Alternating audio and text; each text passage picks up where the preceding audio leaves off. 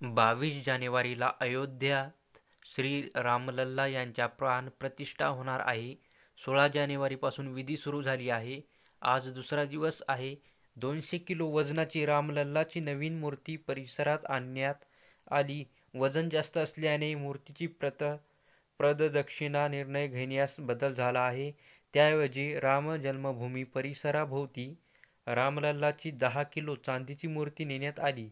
तत्पूर्वी दुपारी 2:30 वाजता निर्मोही आखाड्याचे महंत दिनेंद्र दास आणि पुजारी सुनील दास यांनी अयोध्या राम मंदिराच्या गर्भगृहात पूजा केली. यानंतर महिलांनी कलश यात्रा काढली.